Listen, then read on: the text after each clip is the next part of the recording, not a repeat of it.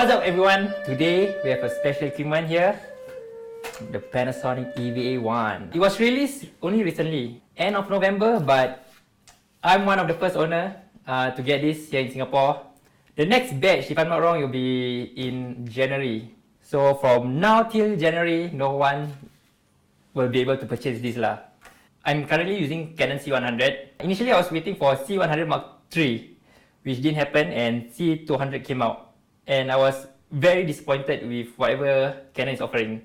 And then Panasonic EVA1 came out, and then I feel like this is it. I must get this camera. Few things that I like is because SD card is very cheap. You don't have to use CFast. CFast is too expensive. I'm not a filmmaker. I'm just a budget filmmaker. So SD card is very important. I don't have to spend like hundreds or few thousands to get it. And then next, what I like about this is the ND filter. C100 have ND filter and I love it, and this camera have the ND filter, which is also good. Why? Because if I'm using this Samyang 50mm T1.5 and I'm shooting outdoor, this ND filter gonna help me with the shallow depth of field. I can like increase to how many? 8 ND filter. I don't know. We're gonna cut that out. Next thing that I like about this is the electronic image stabilizer. People are gonna say that as a filmmaker you should not depend on image stabilizer, but I feel that sometimes your lens doesn't have IS. You can at least rely, put on your body, and then ooh, smooth. And then next, EF mount.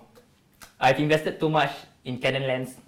Okay, next thing, what I was disappointed about C100 is that there's no 4K. With this camera, there's 4K, and actually it's 5.7K sensor, and then it's downscaled to 4K, so you're getting a sharper image.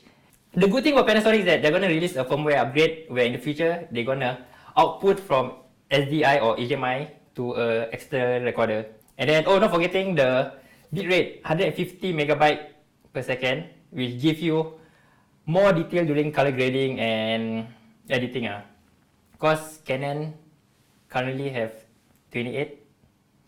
I mean, it's good, but 150, man, there's more detail to be recovered.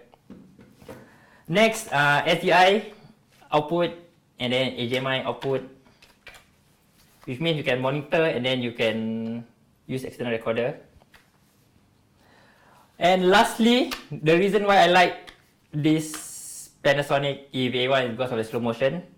240 frames per second, and that is like wow, like slow-mo, man. Yeah, but right now I don't have the footage, but if you, the viewer, want to see 240 frames per second, give us 240 likes, and then we're gonna do a review on the 240 frames per second and let you see the footage, and then we're gonna do a real world review of this camera. So what are you waiting for? Give us a thumbs up on the likes and subscribe.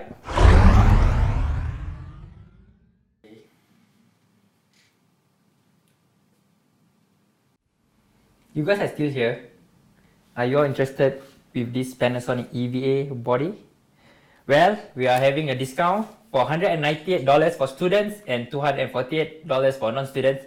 You get this Panasonic EVA1 and 5 lenses from Samyang Cine Lens or Nikon Cine Lens. Currently, the promo is until 8th of December, but we are extending till 8th of January 2018. So what are you waiting for? Try out this new camera.